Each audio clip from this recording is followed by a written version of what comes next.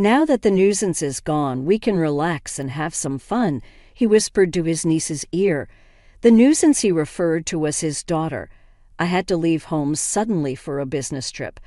I was anxious about being away from my daughter for several days, but John reassured me and saw me off, saying to go in peace. My daughter and John often spent time together, so I had no worries leaving her in his care. However, lately there was something odd about my daughter's behavior. In hindsight, I should have delved deeper into these feelings at the time. "Mommy, don't go to work." My daughter clung to my leg, unwilling to let go, and I failed to notice her desperate SOS. I'm a failure as a mother. Little did I know that John would lock my daughter in the storage room and go on a trip with his niece. I will never be able to forgive John for doing something irreversible to my daughter and niece. My name is Sherry. I married John the same year as I got pregnant.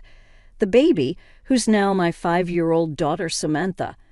Our meeting was through a common friend introduction, quite ordinary at that time. John, fond of kids, worked at a toy manufacturer, and I had just been selected for a project at work.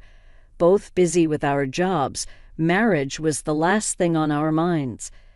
But then I found out I was pregnant with Samantha. Having the baby meant taking maternity leave and risking being sidelined from the project. I had seen others at my company go through this and felt disheartened about my future. Having seen several colleagues go through the same situation, I felt ashamed for even doubting my future. But John comforted me, saying I'll quit my job and be a full-time stay-at-home dad.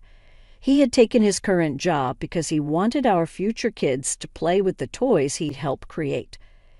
John had already been involved in the development of several products, some of which were already on the market. "I want you to fulfill my dream. Let's get married, Sherry." His words made me decide to have our daughter. I explained the situation to my company and returned to work 3 months after giving birth. Despite a slight gap, I managed to stay on the project, gaining valuable experience. Returning to work so soon after childbirth was tough, but thinking of John and Samantha waiting at home, I worked harder than ever. Now I'm leading a newly launched project. To spend time with Samantha, I try to leave work on time by working remotely at night during weekdays. Although weekends, work and business trips are sometimes unavoidable, even in such times, my daughter didn't show a sad face and encouraged me with strong words. "Do well at work, Mom." Being a full-time stay-at-home dad was still a concept not fully understood by society. But as a family, we managed our roles well and lived happily. One day my sister-in-law came to talk about her divorce. Her husband, 10 years her senior, had frequent clashes due to different ways of thinking. Lately, these disagreements escalated, and the final straw was when he raised his hand against her. "That must have been tough for you, sis-in-law." "Not at all. I actually feel relieved. I don't have to see my daughter, Lily, cry anymore. She has an 11-year-old daughter, Lily. When her ex-husband raised his hand against her, Lily witnessed it and started crying, which made him stop. My sister-in-law feared the violence might eventually turn towards Lily and decided to divorce.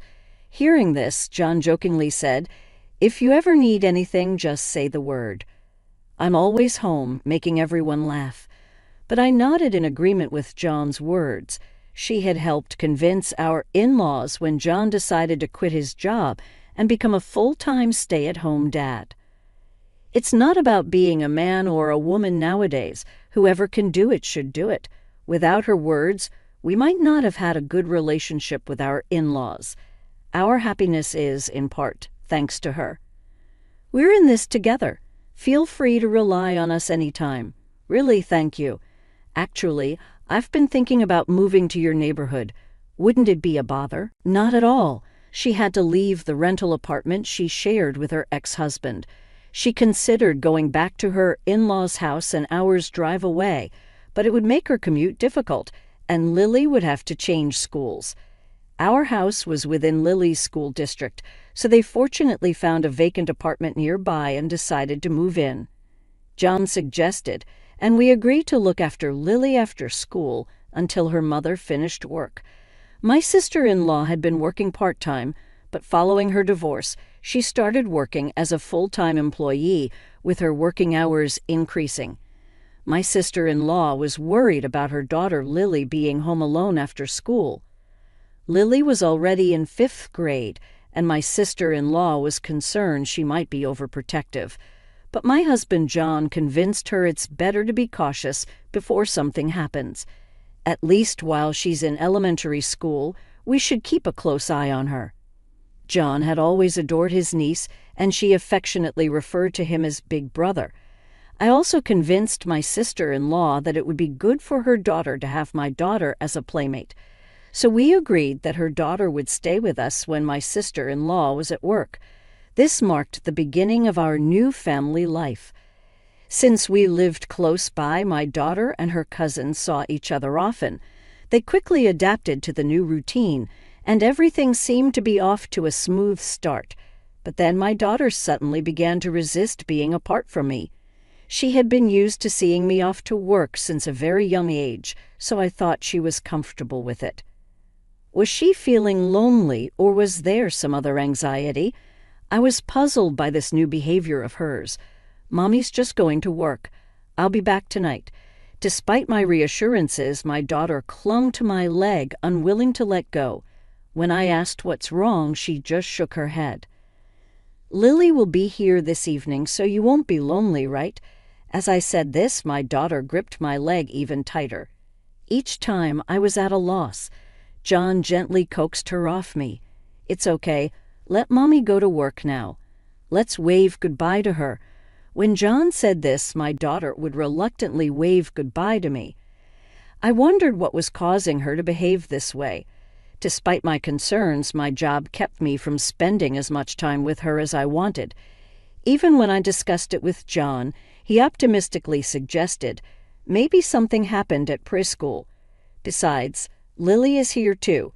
If there's something she can't talk to us about, she might be talking to Lily." "You think so? I hope that's the case. Don't worry. Look at this picture from today." He showed me a photo on his phone of Lily and my daughter.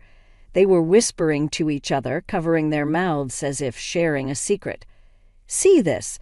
I thought perhaps children find it easier to talk amongst themselves, and decided not to press my daughter for answers. Lily adored my daughter like a little sister, and I hoped my daughter's behavior was just a phase. I was nearing a point where my work would settle down, so I planned to take some leave and spend time with my daughter soon. I told myself that. Shortly thereafter, a business trip came in suddenly, and I had to be away from home for 5 days. Despite my concerns about my daughter, John's words, "Don't worry, go ahead," encouraged me. I packed my bags and left. 2 days later, Lily was visiting at the time, and I left the house with John, my daughter, and Lily seeing me off. I remember John and Lily smiling broadly, but I wondered about my daughter. And I had no idea at the time that something like that would happen. By the time I boarded Amtrak, things were unfolding at home that I had not expected. John had started preparing to leave. Seeing this, Lily asked anxiously, "Isn't Samantha coming with us?" Samantha is going to join her mom on the business trip as soon as her mom comes back from the office. They'll head out together, I see. Then Jan persuaded Lily with this story and instructed my daughter to look for something for Samantha. "There's something important of Mom's in the storage. Can you find it for her before she gets back?" Samantha believed him and headed to the storage room, looking for a non-existent small round piece of jewelry.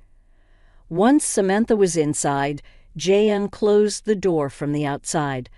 Unaware of this, my daughter did not notice the door being shut. Sean muttered to himself, "The nuisance is gone. Now we can relax." He then took Lily's hand, who still looked uneasy, and they left for their trip. 4 days later, John returned from the trip in a great mood, casually chatting to a downcast Lily. The trip was so much fun, wasn't it? Right before opening the front door, John's eyes caught the storage shed in the corner of the yard, and he turned pale. It was then he remembered he had left his daughter behind. She must have come out by now. I didn't lock it after all. Lily, overhearing this, exclaimed in shock, "You left Samantha in there," and ran towards the shed, ignoring John's attempts to stop her. Lily called out my daughter's name as she approached the shed. What they saw next was an unidentifiable liquid seeping out from under the shed's door. "What is this? No way." Lily tried to open the shed door in a panic, but John stopped her. "Stop. Don't look, Lily." "What do you mean, don't look? Is Samantha in there?" My niece turned pale and blamed her husband. "Why did you leave her there? You said Samantha was going with Sherry on her business trip." Lily's cries of anguish echoed around us. John, while being blamed by Lily, trembled, saying, "What have I done?" It was then that I finally spoke up from behind him, "Where have you been?" My voice was so cold it sent chills down my own spine. I never knew I could feel anger intense enough to produce such a tone. My daughter, standing next to me, felt the same way. Despite her youth, my daughter, Samantha, looked at her father with eyes full of accusations. John, hesitantly turning around, was frozen in shock upon seeing me and Samantha. "Sherry, Samantha." Contrary to his astonishment, Lily, upon seeing Samantha, burst into tears and hugged her. "Thank goodness, Samantha, you're safe." Hugged by Lily, Samantha shifted her gaze away from John and hugged Lily back, as if confirming her safety. I wondered how much these children had been affected by John's actions. I stood protectively in front of my daughter Samantha and niece Lily. Yet John, with faint concern, muttered towards Samantha, "I'm glad you're safe. Glad she's safe after you left her behind. What are you saying now? Samantha said she wanted to be with you. And why are you here, Sherry? Weren't you on a business trip? You were supposed to return tomorrow." "Oh, so you thought you'd be back before I got home. Could it be that you often leave Samantha like this when I'm away?" John fell silent at my words. His silence was more affirming than anything else. "I've already heard the story from Samantha. I'll be hearing it from Lily as well." Turning to Lily, who was still embracing Samantha, she met my gaze firmly and nodded as if she had made a decision. The fact that I was able to rescue my daughter Samantha was a stroke of sheer luck. The thought of what could have happened if my business trip dates hadn't changed sent shivers down my spine. On that day, on the day I was supposed to leave, I indeed boarded the Amtrak. However, I received a sudden notification that the trip was canceled. So I got off the train mid-journey and returned home since the trip was called off. I could return home directly, arriving earlier than my usual time. Finally, I would have a chance to talk with Samantha. I took a taxi from the station, rushing home. As I got out of the taxi and approached the front door, I heard a voice calling, "Mommy." Thinking Samantha had seen me and was running towards me, I turned towards the voice. Only to be shocked, Samantha's voice was coming from inside the storage shed. In a panic, I opened the shed door to find my daughter there, drenched in sweat and sobbing uncontrollably. At her feet lay the burst remnants of a water-filled, bouncy ball I had given her. This toy was developed by John when he was still working at the toy manufacturer. I had given it to Samantha, hoping to cheer her up when she first started showing signs of distress. Apparently, she panicked when she realized the door was shut, either throwing or stepping on the ball, causing it to burst. The liquid seeping out of the shed was from this ruptured, bouncy ball. The floor was also scattered with Samantha's old clothes. "What happened? Why are you in here?" I hugged my crying daughter and asked her. What she told me then ignited a fury in me the likes of which I had never felt before in my life. "Samantha said you asked her to look for my jewelry. She's deeply shocked both from being left behind and being locked in. The door wasn't locked. I thought she would come out on her own. Being suddenly shut in is frightening even for adults. It's not surprising she panicked and couldn't open it." I've heard about the usual situation. Now I finally understand why Samantha started acting out. My husband would have noticed the cause anyway. After all, he was the cause of it. After we started looking after Lily, John began to favor her, neglecting Samantha. My daughter felt increasingly lonely as John paid attention only to Lily. But Samantha, caring for me and my busy schedule, could only express her feelings in such a way. It seems she also knew Lily was troubled by John's behavior. The photo of them whispering might have been taken while they were discussing this. Samantha really wanted to talk to me about Lily and hoped. I could help in some way, however. Samantha didn't have the right words to accurately convey this. Unsure of how to express it to me, Samantha's words to me were hesitant, yet she cared deeply for Lily, despite feeling lonely herself. What a kind-hearted child she is. After hearing from Samantha, I immediately called Johan, but he didn't answer, no matter how many times I called. Usually he would call back right away, and it was unusual for him not to answer. Something was wrong. Believing this, I reached out to my sister-in-law. During this conversation, I learned a shocking fact. Jan had told her he was going on a trip with Samantha and Lily. John had contacted my sister-in-law as soon as he found out about my business trip. Sherry is going on a long business trip. During that time, I thought of taking Samantha and Lily on a trip because Samantha might feel lonely. What do you think?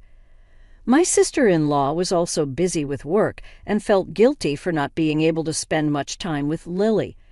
John lied that Samantha and Lily wanted to go to a theme park, and my sister-in-law agreed, thinking it would be good for Lily. Of course, I hadn't heard anything about this plan from John. Hearing this, I felt as if the blood had drained from my face.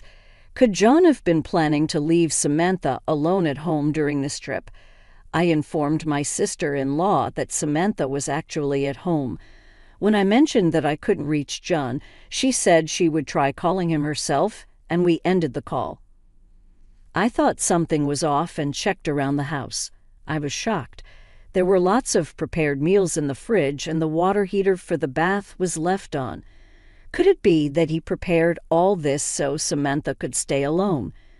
That is, John had planned to leave our 5-year-old daughter alone for 4 days with just these arrangements.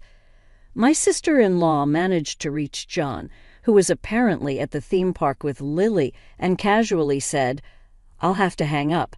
Our turn for the attraction is coming." She also received pictures of Lily alone at the park, confirming Lily's safety. Angry yet relieved about Lily's safety, my sister-in-law, and I decided to wait for Gian and Lily's return. Gian, perhaps as an alibi, had sent me a picture of Samantha and Lily, which must have been taken previously at our house. My sister-in-law received photos of Lily playing at the theme park. There was even a fake story of the two having fun together to pretend for it. And so John, believing he had fooled us, returned home in high spirits, having completely forgotten about the daughter he left behind. Why did my husband want to go on a trip with only his niece so desperately? Why John wanted to go on a trip only with Lily was beyond understanding. His affection for his niece was one thing, but his actions were abnormal. I wasn't the only one who thought so. Really, what were you thinking leaving your own daughter behind to go on a trip with your niece? That's abnormal, sis. Why are you here? I've heard everything from Sherry. My sister-in-law burst in, out of breath, likely having run here straight from work. Seeing her, Lily left Samantha and ran to her aunt. "Mom, Lily, I'm sorry." Then, for the first time, Lily told us everything about what my husband had done.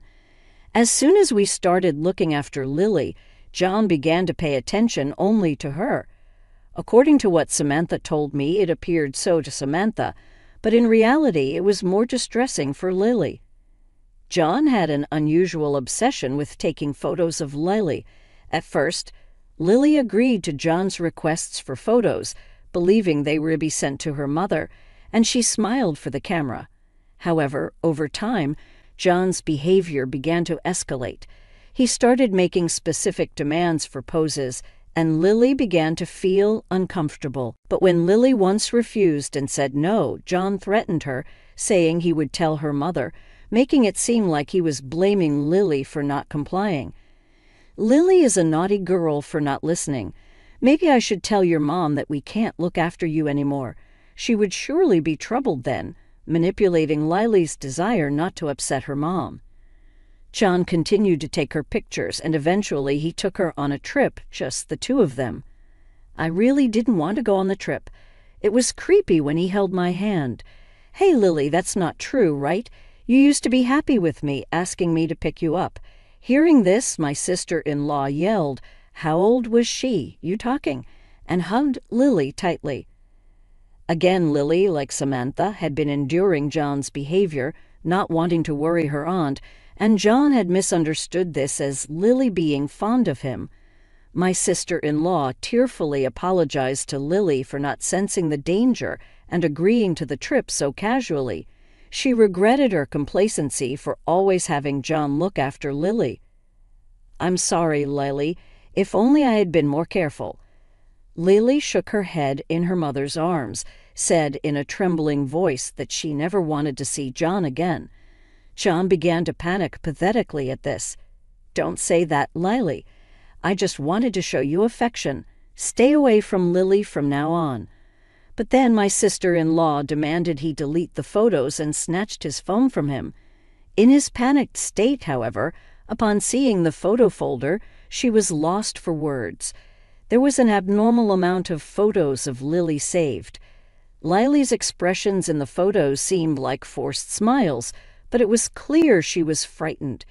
In retrospect, all the photos John sent never had Lily looking directly at the camera.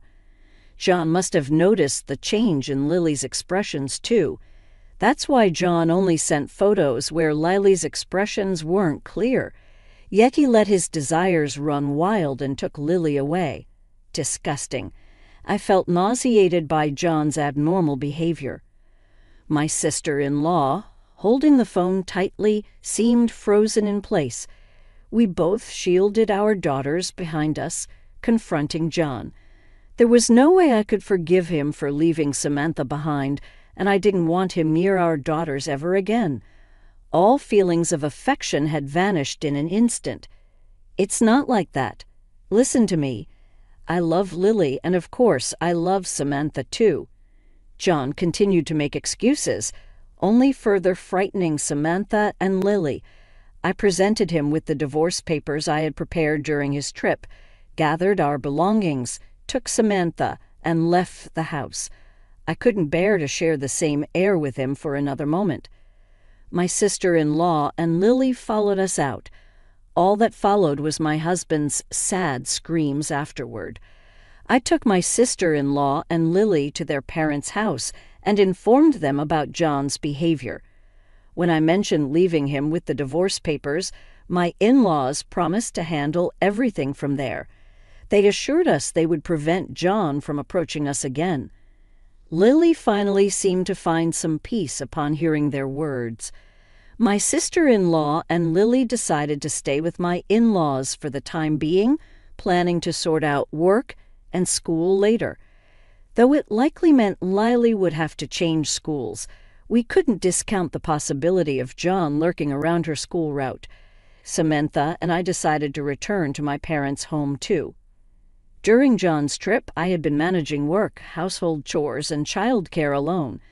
Thankfully, Samantha was a resilient child, and I felt confident that we could manage well on our own.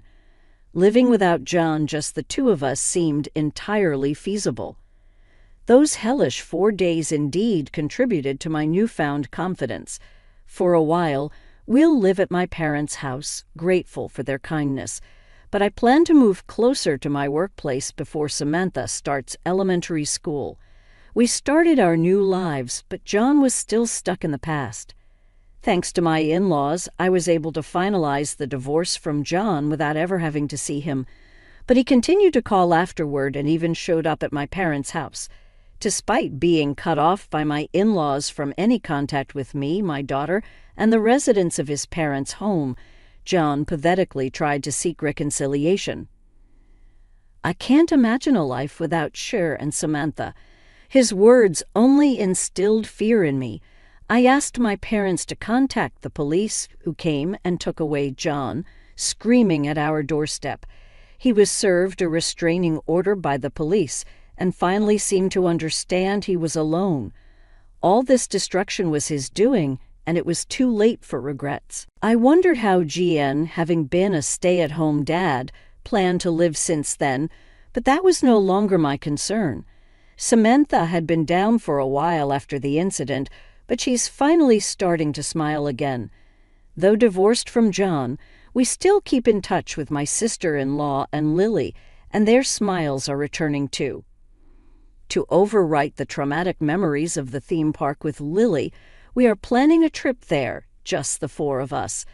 I'm looking forward to creating many happy memories for Samantha and Lily.